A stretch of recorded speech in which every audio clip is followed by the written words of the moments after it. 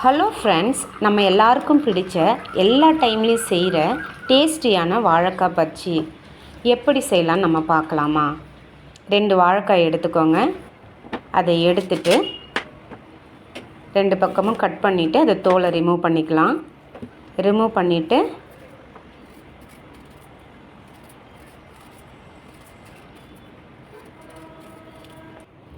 Chips போடுற கட்டரை எடுத்து அதில் தின்னாக நம்ம ஸ்லைஸ் பண்ணி எடுத்துக்கலாம். வாழைக்காய் பஜ்ஜிக்கு வாழைக்காய் ரொம்ப தின்னாக இருந்தால் தான் ரொம்ப நல்லாயிருக்கும். திக்னஸ் நிறைய இருந்தால் அது சாப்பிட பிடிக்காது. டீ கடை வாழைக்காய் பஜ்ஜி மாதிரி நமக்கு வேணும்னா நம்மளுக்கு அந்த வாழைக்காய் ஸ்லைஸ் தின்னாக இருந்தால் தான் நம்மளுக்கு வாழைக்காவும் பஜ்ஜியும் நல்லா போடுறதுக்கு வரும். ரெண்டாவது, நம்ம அடுப்பை பற்ற வச்சு நம்ம கடாய் வச்சுக்கலாம். வச்சுட்டு இப்போது எண்ணெய் ஊற்றிக்கலாம். பொரித்து எடுக்க தேவையான அளவுக்கு நம்ம எண்ணெயை ஊற்றிக்கலாம். ஊற்றிட்டு அந்த எண்ணெய் சூடாகிட்டு இருக்கட்டும். நாம் இப்போ வாழைக்காய் போடுறதுக்கு மாவு ரெடி பண்ணிக்கலாம். நான் 1/4 கிலோ கடலை மாவு எடுத்துருக்கிறேன். அதுக்கு தேவையானது 1/2 ஸ்பூன் மிளகாய்த்தூள் போட்டுக்கலாம். மிளகாய்த்தூள் 1/2 ஸ்பூன் போட்டுக்கலாம். போட்டுட்டு 1/2 ஸ்பூன் பெருங்காயத்தூள் போட்டுக்கலாம். கண்டிப்பாக பெருங்காயத்தூள் போடணும். வாழைக்காய் நமக்கு கேஸ்ட்ரிக்காக இருக்கும். கடலை மாவும் கேஸ்ட்ரிக் நம்ம உடம்புக்கு. இது போட்டோம்னா நம்ம சின்னவங்கலேருந்து பெரியவங்க வரைக்கும் இது கண்டிப்பாக சாப்பிட்டா ஒன்றும் ஆகாது. ரெண்டாவது, நான் 1 ஸ்பூன் சமையல் சோடா போட்டிருக்கிறேன். போட்டுட்டு அதுக்கப்புறம் நம்ம கொஞ்சம் கொஞ்சமாக தண்ணி ஊற்றி நம்ம கலக்கி எடுத்துக்கலாம். கரெக்டான பக்குவத்துக்கு. நம்ம மொத்தமாக தண்ணி ஊற்றக்கூடாது. எந்த ஒரு விஷயத்தையும் நம்ம கரெக்டாக செஞ்சோம்னா எல்லா சமையலும் பர்ஃபெக்டாக வரும்.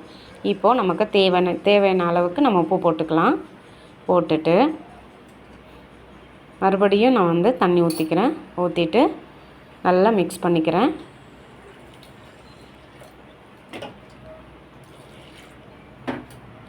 நல்லா மிக்ஸ் பண்ணிக்கோங்க. கட்டி இல்லாமல் பண்ணிக்கணும். இல்லைனா ஒரு மாதிரி திப்பியாக அந்த பஜ்ஜி ஒரு மாதிரி ஆகிடும்.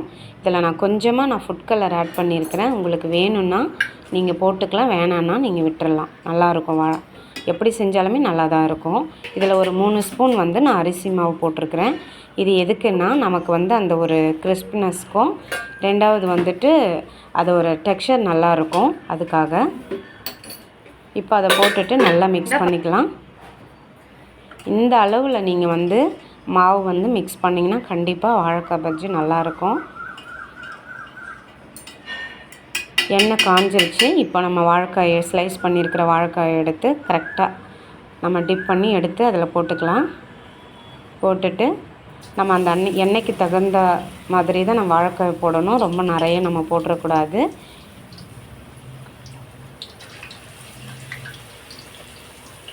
இது சீக்கிரமாக வெந்துடும். அதனால் நம்ம கொஞ்சம் கொஞ்சமாக போட்டு எடுத்துக்கலாம்.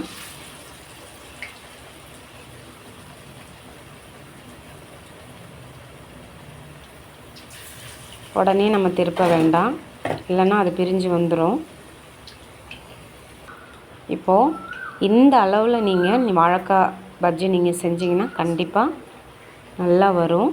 நீங்கள் செஞ்சுட்டு கமெண்ட் பாக்ஸில் எப்படி இருந்ததுன்னு சொல்லுங்கள். அவ்வளோதாங்க, வாழைக்காய் பஜ்ஜி ரெடி ஆயிடுச்சு.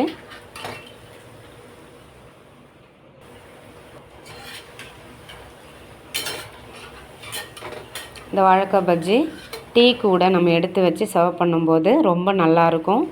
நம்மள ஃபுல்ஃபில்லாக இருக்கும். கண்டிப்பாக நீங்களும் செஞ்சுட்டு ட்ரை பண்ணிவிட்டு எனக்கு எப்படி இருந்ததுன்னு சொல்லுங்கள்.